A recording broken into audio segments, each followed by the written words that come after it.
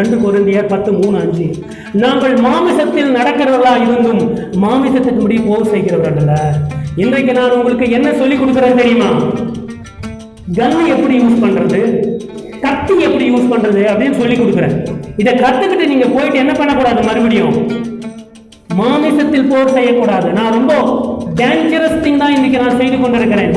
நீங்க யூடியூப்ல சர்ச் பண்ணி பாருங்க, லாஜிக்கல் ஃபேலசிஸ் பத்தி நம்ம தமிழ் சபைகளில் எந்த சபையிலையாவது சொல்லியிருக்காங்களா பாருங்க. ரொம்ப ரேரா சொல்லுவாங்க, ரொம்ப சொல்வதற்கு பயப்படுது. ஏன்னா உங்களுக்கு கத்தி சண்டை கற்றுக் கொடுத்து கத்தி கையில கொடுத்துட்டு இப்ப நீங்க மாமிசத்துக்கு ஏற்ற போர் பண்ணாதீங்க அப்படின்னு நானும் சொல்லணும். இது ரொம்ப கஷ்டமானது. இல்லைன்னா என்ன ஆகும் தெரியுமா? கத்துக்கிட்டு போயிட்டு நீங்க என்ன செய்வீங்க, டேமேஜ் பண்ணிவிடுவீங்க. பட் இருந்தாலும் உங்களை காப்பாற்றுவதற்கு, சுவிசேஷம் சொல்வதற்கு இதை நான் சொல்ல வேண்டியதாக இருக்கிறது. ஸோ ஆகையினாலே நாங்கள் மாமிசத்தில் நடக்கிறவர்களா இருந்தும் மாமிசத்தின்படி போர் செய்கிறவர்கள் அல்ல. இதை கற்றுக்கிட்டு போயிட்டு நீங்க போர் செய்வதற்காக நான் சொல்லிக் கொடுக்கல, உங்களை டிஃபெண்ட் பண்ணுவதற்காக சொல்லிக் கொடுக்கிறோம், சுவிசேஷத்திற்காக சொல்லிக் கொடுக்கிறேன். அவனை சுவிசேஷம் சொல்லும் போது அவன் போடுகிற அக்னி அஸ்திரங்கள் எல்லாம் நீங்க என்ன பண்ணணும், அவிக்க வேண்டும். அவன் ஒரு பாம்பு போட்டான்னா அதை பிடிச்சி என்ன செய்யணும், அதை சரிப்படுத்தணும். அதுக்காகத்தான் எங்களுடைய போராயுதங்கள் மாமிசத்துக்கு ஏற்றவர்களாயிராமல் அறங்களை நிர்மூலமாக்குகிறதற்கு. அறங்கள் என்ன, பெரிய பெரிய மாளிகை கட்டி வச்சிருக்காங்க இந்தியாவில், பொய்யான மாளிகைகள். கிறிஸ்துவத்துல பொய்யை நிறைய பேர் கட்டி வச்சிருக்காங்க 40-50 வருஷமா, 100-200 வருஷமா. அது ஒரு மாளிகைகள், அரண்மனைகள், அவங்களை எல்லாம் டெமாலிஷ் பண்ணணும். இதைத்தான் மார்ட்டின் லூத்தர் பண்ணாரு 1500களிலே. அப்போதான் நமக்கு என்ன வந்தது, புராட்டஸ்டன்ட் வந்தது.